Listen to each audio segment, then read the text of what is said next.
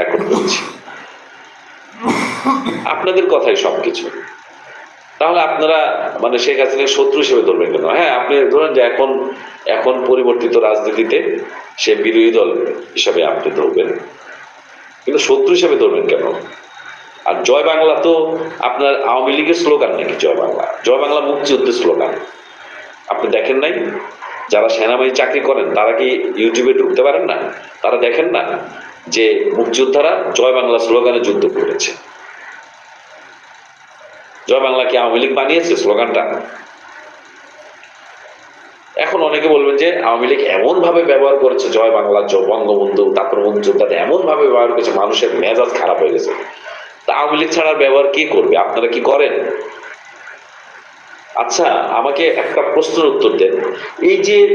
এই যে স্বাধীনতার পর থেকে ৫৪ বছর, বা যে বঙ্গবন্ধু মারা যাওয়ার পরে যে ৫০ বছর, এই ৫০ বছর বা একেবারে এই যে শেখ হাসিনা ১৫ বছর ধরেন, এই ১৫ বছর শেখ হাসিনা, আমি মনে করলাম যে শেখ হাসিনা অনেক বাজেভাবে দেশ চালাইছে, অনেক বাজেভাবে চালাইছে। বঙ্গবন্ধু কি আসছে? তিনি কি আসছেন? নাকি তিনি কি শেখ হাসিনাকে ফোন করে বলে দিচ্ছেন যে তুমি এইটা এইটা করো? বলে দিচ্ছেন?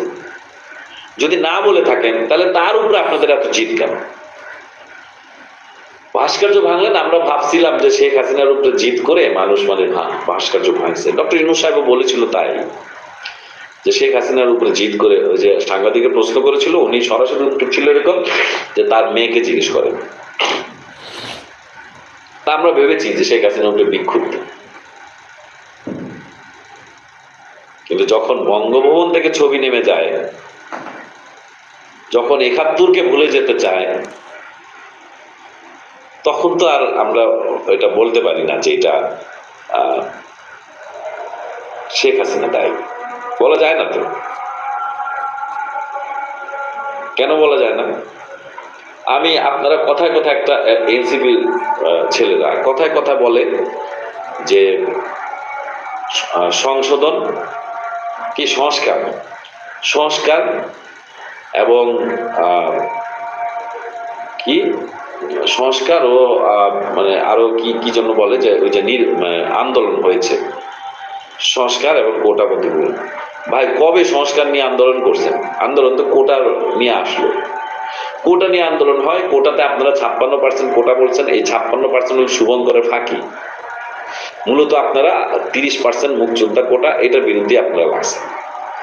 কারণ ১০% ছিল যে জেলা কোটা, এই জেলা কোটা তো আপনার ওই যে নোয়াখালী কুমিল্লার লোক ভরা, এই কারণে জেলা একটা কোটা করছে, যেমন অনুন্নত যে জেলাগুলা তাদের ওইসব জেলা থেকে যেন মানুষ চাকরি পায়, এই কারণে জেলা কোটাটা করছে।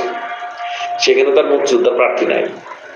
আবার মহিলা কোটা করছে, যে সাধারণত প্রতিযোগিতামূলক কোনো পরীক্ষায় মহিলারা একটু কম আসে, এই কারণে মহিলাদের একটা কোটা করছে, যে মহিলা, যেমন আপনি বাসে দেখেন ৯টা সিট বরাদ্দ থাকে মহিলাদের জন্য।